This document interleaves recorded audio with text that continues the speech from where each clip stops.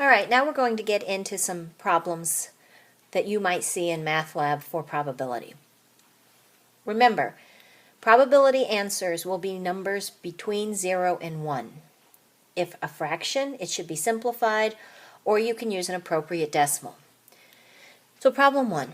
Joan has been promised one of 6 dogs, 2 of which are black. If she has an equal chance for all 6 dogs, find the following. What is the probability that she will get a black dog? So the probability that she would choose a black dog is a fraction. The top number is how many dogs she has to choose from are black, because that's the color she's looking for, 2. The bottom is 6, or the total number of dogs available. So our probability is 1/3. It says, now what are the odds that she will get a black dog? If it never says in favor or against, you should know that it means odds in favor. So these odds, remember we learned it was A to B. Remember we said that this fraction is A over A plus B. So A is what we want, a black dog. So 2, B is what gets us to 6, so 4. Now remember, 2 to 4 as an odds is just like this fraction and must be reduced. So we're going to say the odds are 1 to 3. If they want odds against, and you've already found odds in favor, simply spin it around. So they want instead B to A, so you would write 3 to 1. Let's look at another example. So we have Lynn Dom's preschool class has 8 girls and 5 boys. She randomly selects one child to be first in line. E is the event that the one being selected is a girl. So the sample space is 13 because there are 13 total kids in preschool. The number of favorable outcomes, well, she is wanting to select a girl, so we would say 8. The unfavorable outcomes would be selecting a boy, so that would be 5. The total number of possible outcomes is also the same as the sample space, 13. The probability of selecting a girl? Well, the probability of selecting a girl is the fraction. How many are girls over the total? So 8 over 13, which does not reduce. Now the odds in favor are A to B. And hopefully you'll get good enough at realizing that the probability is always A over A plus B. So this is 8 to 5. Again, remember, the numbers and the answers for odds in favor, when added together, will bring you back the denominator.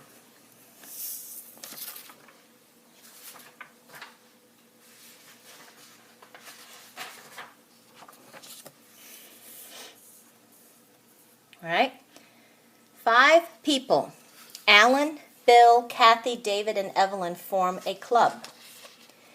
They want to choose a president randomly. Find the odds against each of the following results. So remember, odds against is B to A, meaning what we write first is how many ways it won't play out the way we want.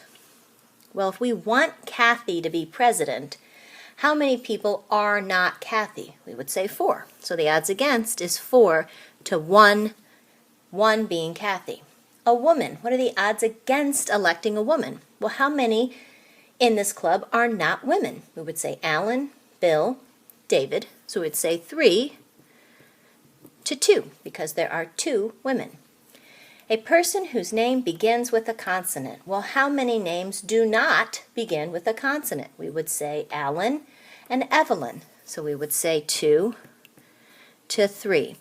Notice every single time these numbers add to 5, 5 is the number of people in the club or the total sample space. Number 4 is an example of empirical probability. So we have in a certain state 38,550 boys and 36,770 girls were born in 1996. Find the empirical probability that one of those births chosen at random would be a boy. So we want the probability of boy. Remember, with empirical probability, the numerator is the number that represents how many ways there are of it happening the way we want. Well, we want to know probability of boy. So the numerator would be how many boys. So we'd say 38,550. The bottom is all kids in the trial. Well, that would be these two numbers right here added together. So if we take 38,550 and 36,770 and add them together, we get 75,320. Now this is a fraction that I would say is more appropriate to write as a decimal, because this fraction either needs to be reduced or written as an appropriate decimal. So I would say the decimal 0.512. I would simply divide the numerator by the denominator to get my decimal. How about a couple has two children? Find the probability that both children are girls. Well, a couple having two children is a pretty small number of ways to play out. So the first thing I'm going to think to do is I'm going to come up with my sample space. My sample space is all the possible ways that you could have two kids. Well, if we have two kids, we could have girl followed by girl. We could have girl followed by boy, where girl is the firstborn. Now, if we do boy followed by girl, that's different because now the boy is the firstborn. Or we could do boy, boy. There are only 4 ways to have two children.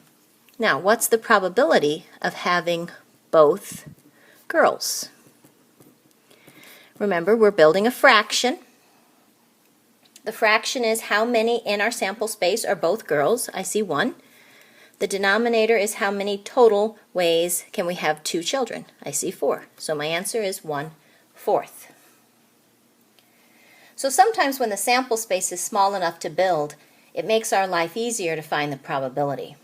Now the next one, the sample space is way too large to build.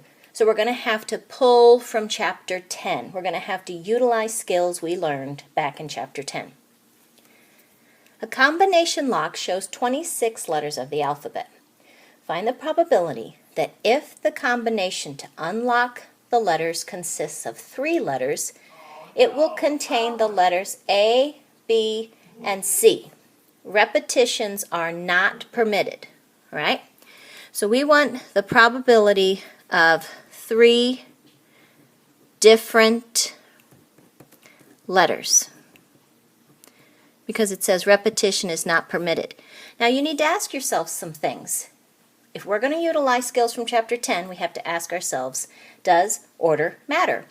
Does it matter how we spin around this combination lock to unlock it? Absolutely. So order matters. They've already told us repetitions are not allowed. So that sounds like permutation. So we're going to build this fraction. The numerator is always where the condition sits. So the condition is exactly what we want. We want 3 different letters. But we want the letters to be A, B, and C. So the 3 different letters we want is A, B, and C. So we have 3 letters, and we need to arrange those 3 letters. So 3P3 says if all we get to look at is A, B, C, arrange those 3. The denominator is any 3 letters of the alphabet arranged. So there's 26 letters of the alphabet, arrange 3. So the top applies the condition that we want our letters to be A, B, C.